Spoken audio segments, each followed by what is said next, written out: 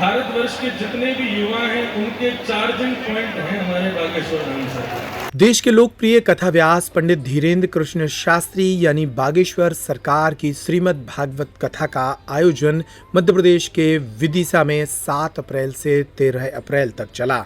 कथा के आखिरी दिन देश के जाने माने कथावाचक पंडित इंद्रेश महाराज यहां पहुंचे। इंद्रेश महाराज ने मंच पर पहुंचकर बागेश्वर धाम पीठाधीश्वर द्वारा चलाए जा रहे संकल्पों की सराहना की और उन्हें युवाओं का चार्जर कहा।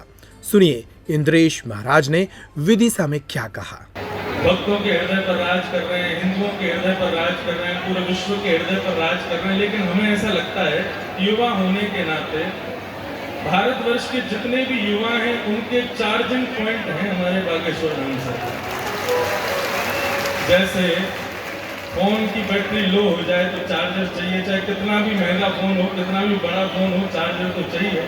ऐसे ही हम सब युवाओं के एक प्रकार से चार्जिंग पॉइंट हैं, इनको देखने मात्र से सब चार्ज हो जाते हैं, सब रिचार्ज हो जाते हैं। ऐसे हमारे श्री बड़े भैया पूज्य महाराज जी हैं। बस ठाकुर जी से आप सब एक ही प्रार्थना करना, हनुमान जी से एक ही प्रार्थना करना, इनको कोई की नजर गुजर नहीं लगे। बस हनुमान जी इनको सदा प्रसन्न रखें। हम आप सबका सौभाग्य है कि हम ऐसे युग में जन्मे और ऐसे समय में जन्मे हैं, तब ऐसी महान विभूति हम सबके मध्य में पधारी है। हम सबका सौभाग्य है, इतिहास गवाह रहेगा इस बात का। 2 मिनट कुछ कहकर के अपनी वाणी विराम करूंगा।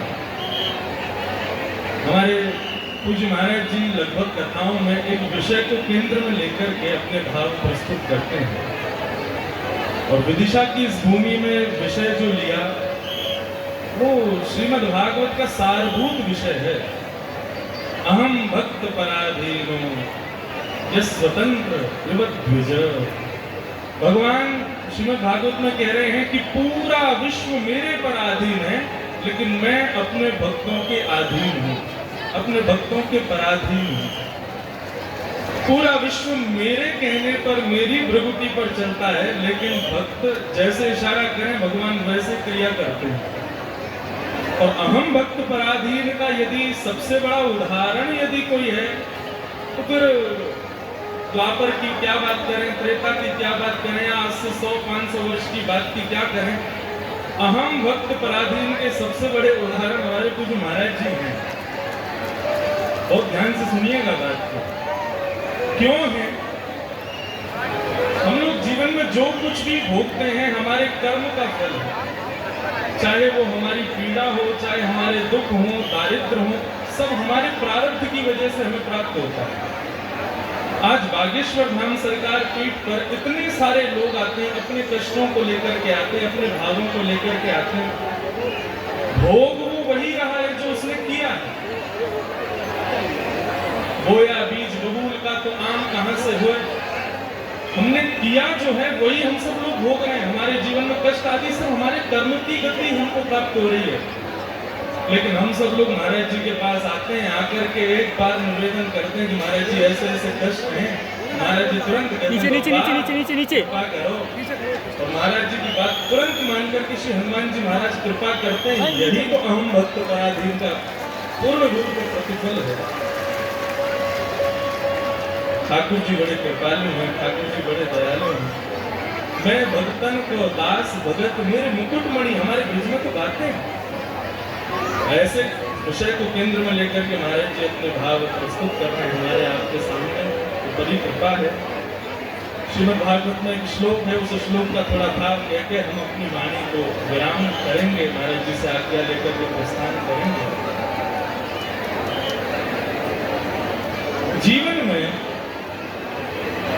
ठाकुर जी की सबसे बड़ी कृपा हमारे ऊपर यही है कि हम लोग जन्मे हैं और मानव रूप में जन्मे हैं। श्रीमद् भागवत में उद्धव कृष्ण संवाद में भगवान कृष्ण उद्धव से कहते हैं, उद्धव नदेहमाद्यम सुलभम सुदुर्लभम प्लवम सुकल्पम कुरु मयानुकूलेन लभस्वते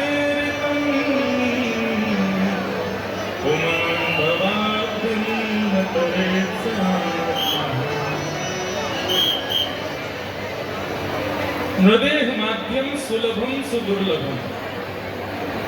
लोग कहते हैं ठाकुर जी की हम पर कृपा नहीं है, दृष्टि नहीं है। ठाकुर जी की सबसे पहली कृपा हमारे ऊपर यही है कि हम मानव बनकर के प्रकट हुए हैं, मानव जन्म हमको प्राप्त हुआ है। देखने को आंख मिली है, सुनने को कान मिले हैं, बोलने को मुख मिला है, चलने को पैर मिले हैं। ये सब कुछ प्राप्त ठाकुर जी ने कृपा से कराया है। ये ठाकुर जी की सबसे पहली कृपा है हमारे ऊपर। हृदय माध्यम सुलभम सुदुर्लभम, अत्यंत दुर्लभ मानव शरीर मैंने व्यक्ति को प्रदान किया। प्लवम सुकल्पम गुरुकर्ण धारम, दूसरी कृपा ठाकुर जी करते हैं कि ऐसे गुरुजन प्रदान करते हैं। पहली कृपा तो मानव शरीर मिला, दूसरी कृपा ऐसे गुरुजन, ऐसे कथावक्ता, ऐसे हमारे भारत के मुकुटमणि संतजन हमको प्रदान किए जो समय समय पर हमें राह दिखाते हैं। तो पहली कृपा मैंने मानव बनाया, दूसरी कृपा मैंने गुरुजन प्रदान किए, और तीसरी कृपा मयानुकूलेन नभस्वतेरतम, मैं अनुकूलताएं प्रकट करता हूँ। आज बागेश्वर धाम जाना, वृंदावन जाना, इस कथा पंडाल में आना, ये हमारी आपकी इच्छा से संभव नहीं है, ये ठाकुर जी की इच्छा से ही आ पा रहे हैं। मानव बुद्धि तो कभी भगवत दर्शन का विचार कर ही नहीं सकती, ठाकुर जी की इच्छा होती है तब हम पधारते हैं। तो मयानुकूलेन नभस्वतेरतम, तीन कृपाओं का वर्णन यहाँ पर श्री उद्धव जी को भगवान करते हैं। पहला तो मैंने मानव शरीर दिया, दूसरा मैंने अनुकूल व्यासपीठ आप सबको प्रदान की, तीसरा मैंने ऐसी अनुकूलताएं प्रकट की। इतना सब कुछ मिलने के बाद भी व्यक्ति यदि मेरा दर्शन नहीं कर पाया तो ये उसका सबसे बड़ा दुर्भाग्य है। मानव शरीर मिला है, ऐसे वक्ता मिले हैं, ऐसे ग्रंथ मिले हैं, चलने फिरने उठने बैठने के लिए शरीर मिला है, इसके बाद भी श्री हनुमान जी महाराज का साक्षात्कार नहीं हुआ तो हमारा जन्म विफल हो जाएगा। इसलिए भैया आप सब लोग दुनिया भर की अर्जी हमारे पूज्य महाराज जी के सम्मुख रखें, लेकिन एक अर्जी जरूर लगाया करो एक्स्ट्रा में, और वो ये कि इस जन्म में साक्षात अनंत बलवंत श्री हनुमान जी का दर्शन जरूर हो, ऐसी अर्जी हमारी स्वीकार करो।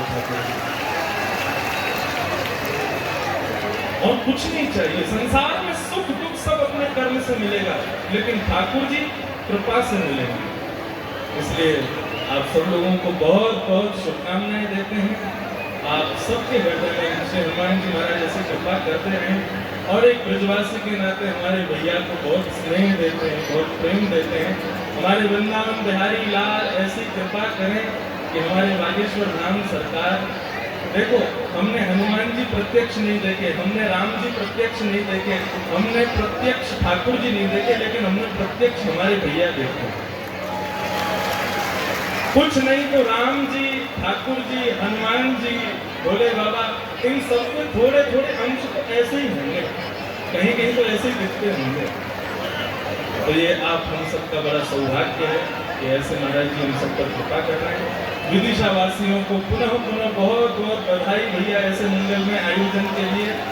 एक बार जोर से कहो बधाई हो। इतनी संख्या में बैठे और ऐसे बोल रहे हैं जैसे एकादशी को व्रत है। जोर से बोलो बधाई हो, बधाई हो, बधाई हो। आप सबको बारंबार बधाई देते हैं। हमारे बटुक जी, उनको भी बहुत बहुत बधाई देते हैं इस मंगलमय आयोजन के लिए, और हमारे पूज्य महाराज जी को बारंबार प्रणाम करते हैं, मंच पर सब संत वृंदों को प्रणाम करते हैं, आज्ञा मानते हैं कि दास को अनुमति प्रदान करें आगे प्रस्थान करना है सेवा के लिए। आप सबको बहुत बहुत जय।